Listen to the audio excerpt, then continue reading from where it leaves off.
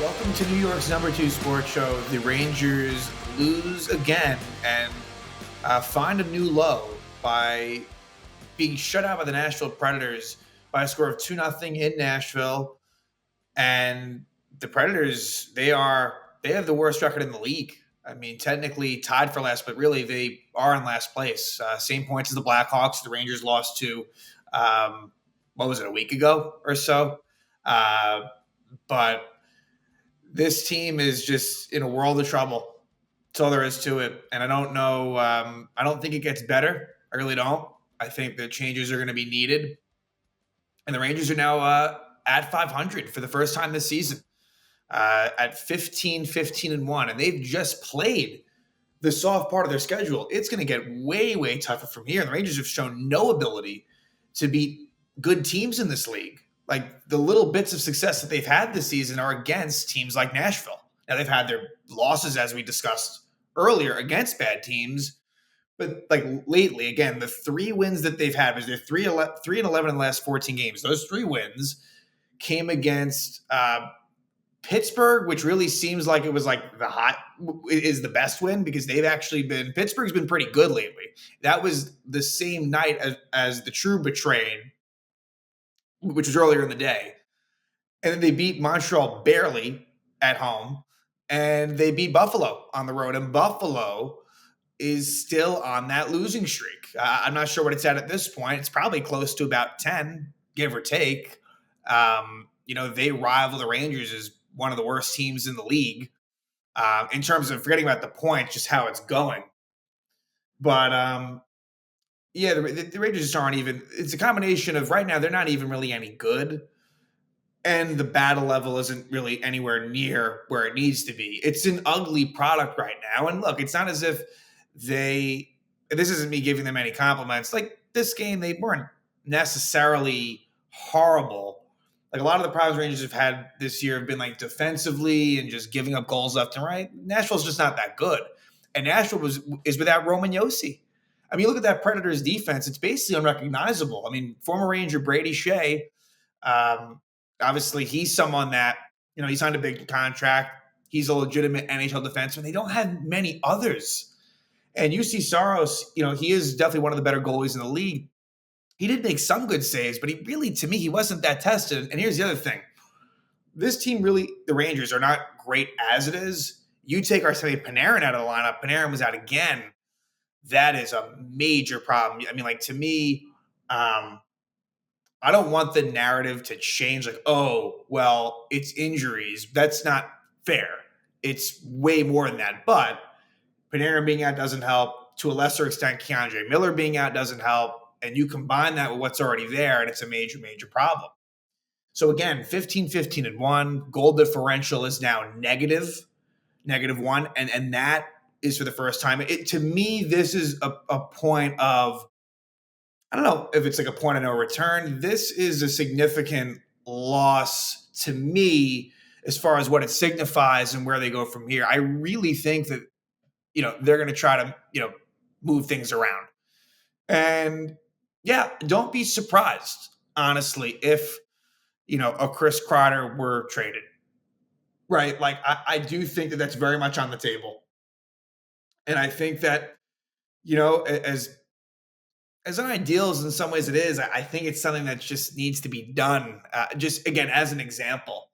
And there's a lot to discuss, really. I think a lot of the discussion points in this episode really don't even necessarily fall in the game. It's more so outside the game. Kaapo Kakko's another one that I definitely think there's a decent chance he'll be traded sooner than later. He was healthy scratch last game, and he had some comments that, I didn't totally disagree with. Now look, Kakko has not been very good within this losing skid. It's more than a skid. He has not been very good. I want to just make that clear, but there's been worse than him. And I'll give Kakko credit when it comes to the media. He doesn't mind speaking his mind, no pun intended. And he was basically saying that, like, look, it's just easier to just bench, the younger guy, being him. And that's kind of a shot at really Drury and or Laviolette, wherever you want to go with that.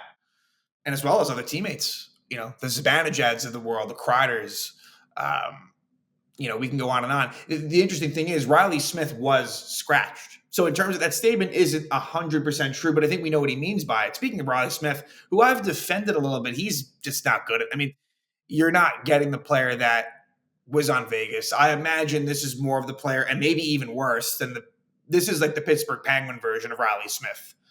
He was not very good in this game. And so, assets were traded to get 1 year of Riley Smith, right? I mean, the most significant being, I believe, I think it was a second and a fifth or thereabouts. But I know a second rounder was definitely dealt in that trade involving Riley Smith. I want to just get that right. Let's see. Riley Smith, it was, let's see here. Yeah, a 2027 second and a 2025 fifth.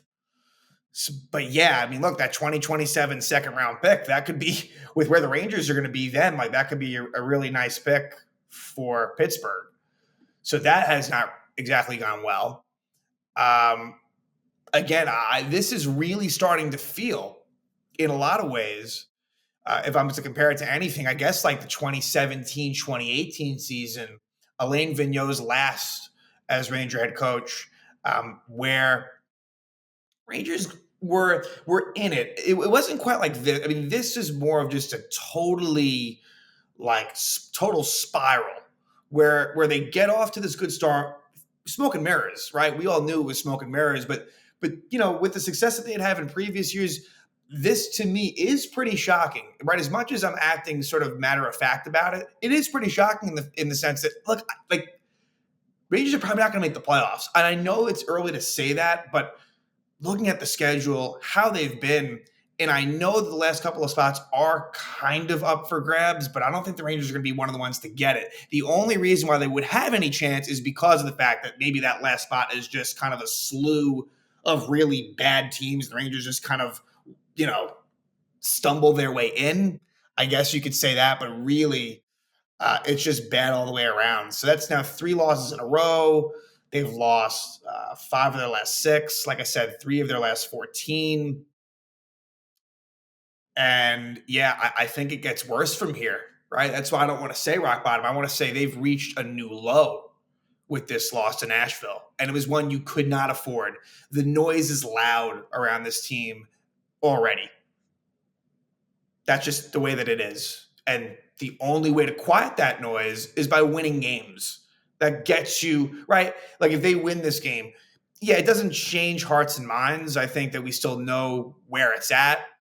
But I think what it would have done, again, it does silence some things. It turned, there's the vibes around the team just within the locker room are a little bit more positive, just for a little bit, right? Until they likely lose to a really good Dallas team. I mean, I think that's going to be a Stars team that's 13-3 at home. They play tomorrow night home against Toronto.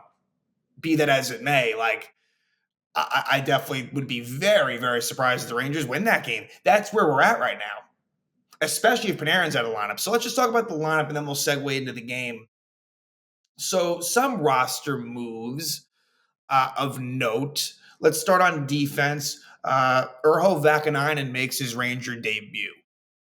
Thought he was okay. He was paired up with Chad Ruedel. And they, more so Ruedel's fault than Vakanainen, but they were on for the first goal against, and we'll discuss that in more detail once we get there. But, Vakanainen, I thought he was okay. I didn't think that he necessarily stood out in a positive or negative way. Curious to see how he does, right? He's a new Ranger. They got him in the Jacob Trouba trade. So I think it would be good to just give him a little bit of opportunity, right? I'm not really having high expectations for him, but I think it's worth seeing. Staying with the defense, they sent down Connor Mackey, and Victor Mancini was the healthy scratch 7th defenseman. So I think that you may as well get Mancini in there sooner than later. That's, I believe, 2 straight games of Mancini being a healthy scratch. And I think you're in player evaluation mode for young players, especially. So I think you'd rather see Mancini, for example, than Ruedel. I understand that they're in. Look, right now you're going to be in win now mode. You're not necessarily thinking like that, but I think it will get to a point when, yeah, you'd for sure rather have Mancini than Ruedel. And just in general, you just don't want, even if that is the case, you don't really want Mancini sitting for too long. So I know it's a tough Dallas team, but I think you want to get him in there because then if he doesn't play, then basically he hasn't played in like a week. And that's kind of what led to him getting sent down earlier in the season. But I think in this case with this roster, there's no reason why he can't be in the lineup. I mean, that was when Trouba was on the team. At this point, there's no obligations to someone like Ruedel. You can easily have him in there. So that's the defensive side. And they stuck with Lindgren Fox, even though in practice they had went with Jones Fox and Lindgren Schneider. They stuck with the ones that we're accustomed to. So again, Lindgren Fox, Jones Schneider, and Vakanainen Ruedel. Forwards. So again, Panarin's still out. Good news is he's skating with the team. So I'd like to think that he's not too far away. Panarin as a Ranger, injury-wise, really has not missed a whole lot of time. At most, it's been maybe like 3-4 games. Like, he has been really relatively healthy, in his Ranger tenure. So hopefully that continues. And really, just in terms of, you really value Panarin more, especially when he's out of the lineup, just because, like the Rangers, in terms of skill level and creativity, it's just not really there at all. And on the power play and even strength, like Panarin is such a driving force, even when he's not at his best. Just the threat of him is big. So yeah, this team without him is just nothing.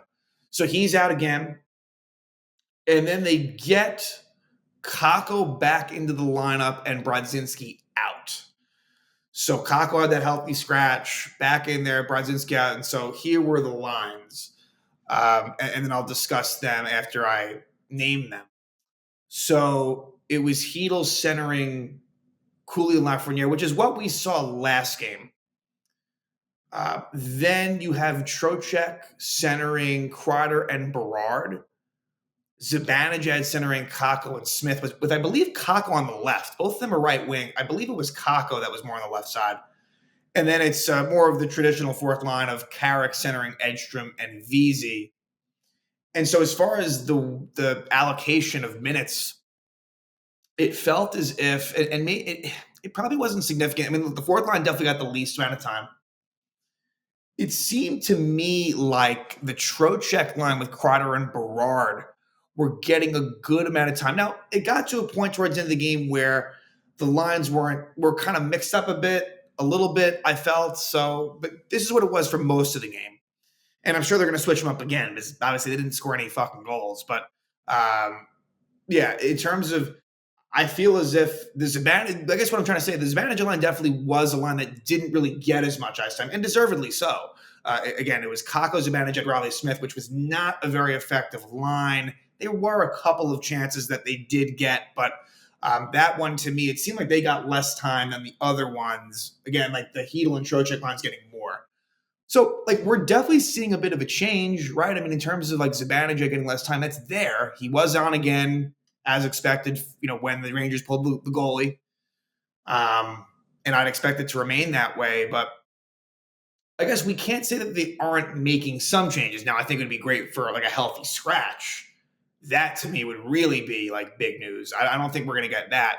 The thing is, everyone's not good. So it's, tough to necessarily single one person out. But I think, you're definitely looking at certain players when it comes to real changes being made. And obviously Kreider and Zibanejad are at the top of that list. And then to a lesser extent, you have the Lindgrens of the world and Riley Smith and Kakko. I'm just thinking of realistic players that might be traded more than anything else. But this is as bad as I can remember it being for the Rangers in quite some time. There's been many. I became a fan. Unfortunately, the first year I consider myself as a true fan of this team was the 97-98 Rangers, which started out the Dark Ages, as it was called. So I just missed, in earnest, I really just missed the 97 team that made it to the Eastern Conference Final. Gretzky's first year as a Ranger, Messier's last. I become a diehard fan pretty much from the start of the season the following year. So I've seen a lot of bad Ranger hockey. And then even forgetting about that, just in the post lockout era, again, the late 2010s were not kind to the Rangers either. Those were, the end of Alain Vigneault and the beginning of David Quinn, those rosters and everything. It wasn't great, but I think fans embraced the rebuild. This is going to be interesting because I think they may be headed there again, but it makes it tough. I mean, again, they just signed Igor to this long, um, this big contract. So I don't think you can necessarily. I don't know if they'll necessarily go full rebuild, but I think that they're going to be doing a lot. Let's put it this way: they're going to be in more sellers mode than buyers mode. I think. Right, because I know they are. There's been all that like Brady Kachuk talk, and look, that's not. I don't think that's going to happen. Certainly not this season. Maybe down the road it could, but I don't think this season. But anyway, going off on a tangent here, which I think a lot of these Ranger episodes and recaps, it's going to be more big picture thoughts with how bad it's going. But anyway, real quick, Rangers Predators. UC Saros versus Igor Shesterkin, a good goalie matchup, and it lived up to it. Igor did what he could in this game. Really, nothing you can do on those 2 goals that he allowed. But Rangers, again, a very low event first period for the Rangers. It was probably their best period. I felt as if the Rangers game got worse and worse as the game wore on. Rangers had some opportunities. Not enough grade A chances, but it wasn't like they were again. But again, look at this. Like the Nashville defense is unrecognizable. The only names that I think most fans would know are Brady Shea and Luke Shen. And to be fair, Luke Shen, he's seen better days. Luke Shen is 35 years old. Give him credit. Like he's been on some winning teams in recent years. Like he's I'm not going to say he's a slouch, but it's like I don't know. It's really really bad. So yeah, the Rangers not a great first period. Not a bad first period. Structurally, they were fine. It kind of felt a little bit like the St. Louis Blue game, but maybe a little bit even better than that, where you knew that, okay, this is going to be a low-scoring game. You can't make mistakes. You hope to draw power plays and take advantage of that. Well, the Rangers, we'll talk about it. They got 2 power plays and didn't score on either of them. But the Predators are the ones that score first. And the problem with this Ranger team, and I've said it a million times, when they trail, when they give the first goal or when they're trailing going to the third period, they're done. And that says a lot about a team to not have that ability to just get it done, to just tie the game, to figure out a way. They don't have that in them at all. So Marchessault scores his 8th goal of the season, assisted by Stamkos and Forsberg at 13:37. So what happens is the Rangers win a faceoff in the Predator zone. Zibanejad wins it. And the puck goes to Ruedel, who tries to keep it in, but in doing so, it ends up being kind of a 3-on-2 where you got Marchessault, Forsberg, and Stamkos. And Vakanainen's back. Again, Ruedel's kind of out of position. So it's a bad job there a little bit on the part of Ruedel that he couldn't kind of keep it in cleanly. But Zibanejad, just on his way back, just kind of gliding and coasting. He needed to stay with Stamkos and didn't. And it was very easy to do so, but Zibanejad, it's just like we just see this too often. And I'll let you know at some point Zibanejad's plus minus, which again can be misleading, but it's just I think it's getting worse and worse and worse. So just a bad job there on a situation that should have never happened. And it ends up being, that's skill right there. Those 3 players are the Predators' best, really. That's their top line. And so it's Marchessault who scores the goal with a good passing play. Forsberg to Stamkos to Marchessault gives the Predators 1-0 lead. That would be all that they would need as it turned out. And the Predators would have a 1-0 lead going to the second. So in the second, at 2:01, the Rangers get a power play. Gustav Nyquist holds Alexis Lafreniere. And, I guess I'll say that there was some decent ozone time, but there was not many great chances that I'm recalling on the power play. You know what? Actually, there was on one of them. It was either this one or the next one that comes later. It might have been the later one, where Kreider's kind of at the doorstep. Zibanejad finds him, but Kreider is unable to be in the position to just tap it in. Instead, it goes the other way. He kind of almost prevents it from going in. And that's just the way it is, the way things have been. And so the Predators kill it off.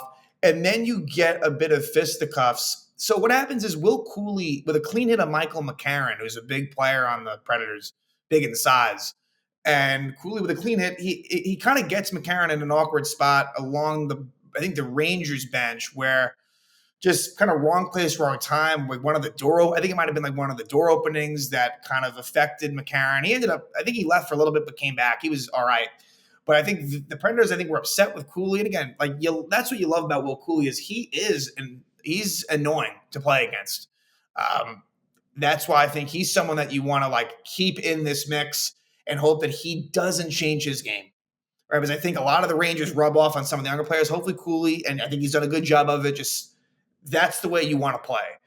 So what ends up happening after a whistle at 10:04 is Cooley takes a cross.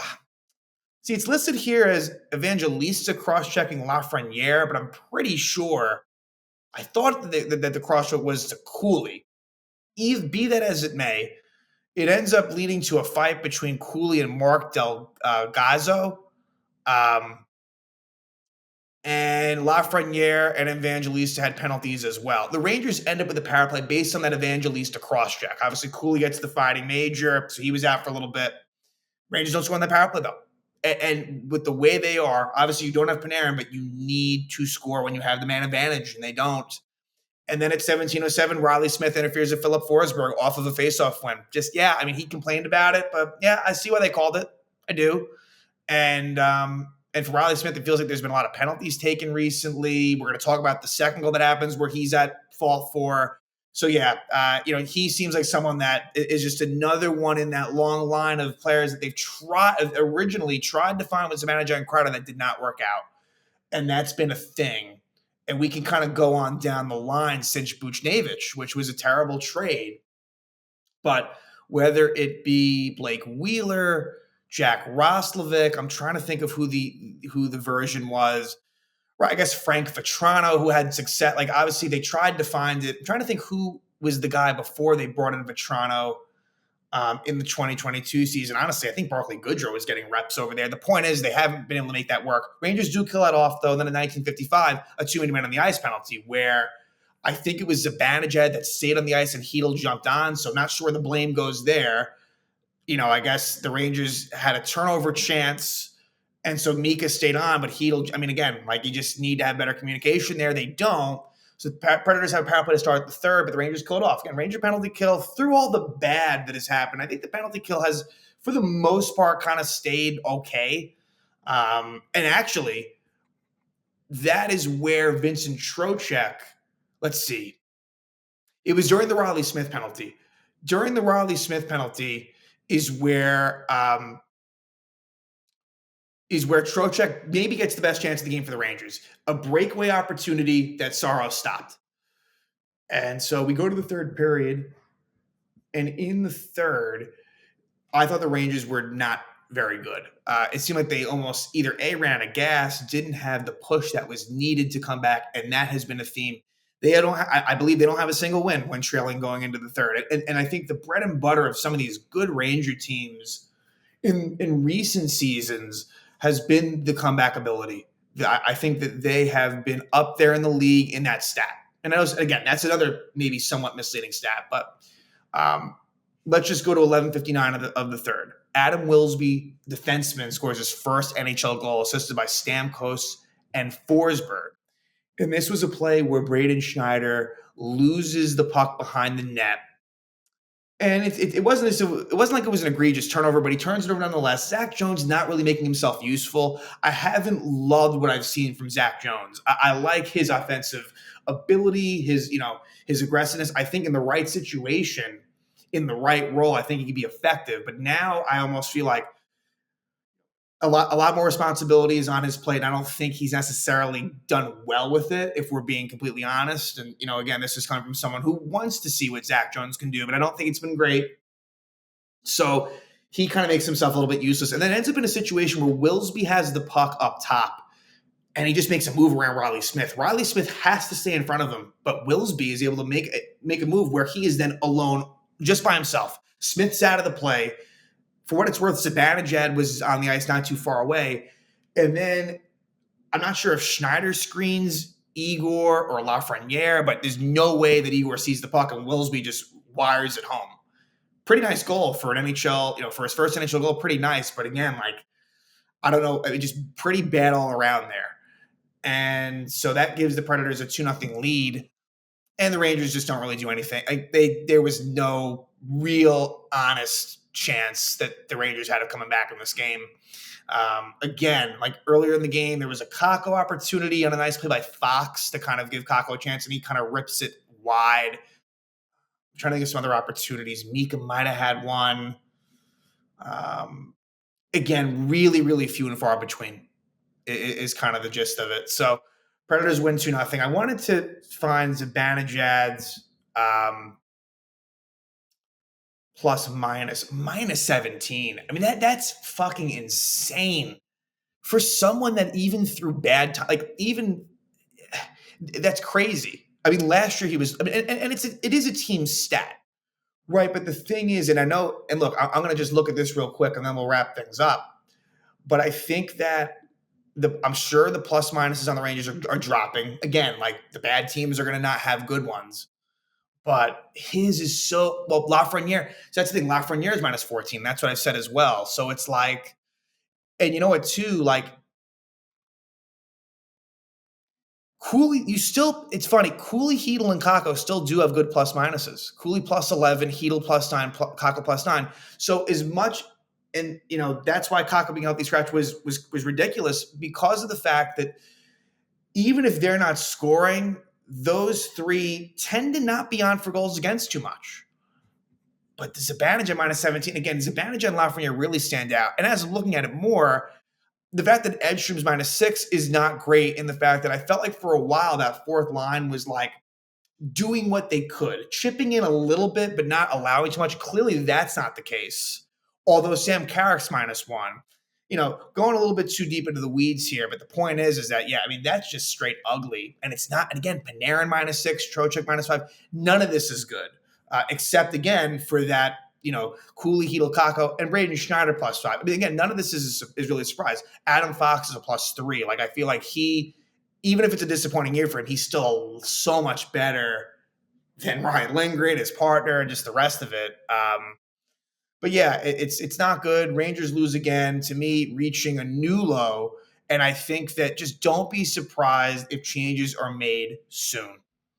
I feel like, a chance was given to maybe turn the ship around post-Trouba trade. This is shown to not work.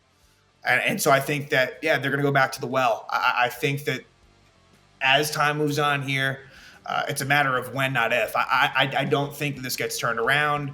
I think that you're going to see movement. Laviolette naturally is going to be in the hot seat, but I don't think that he's the one that should be taking the hit for this. But, it's certainly possible that he could be let go as well. So Rangers go to Nashville. They get shut out by the last place Predators by a score of 2-0.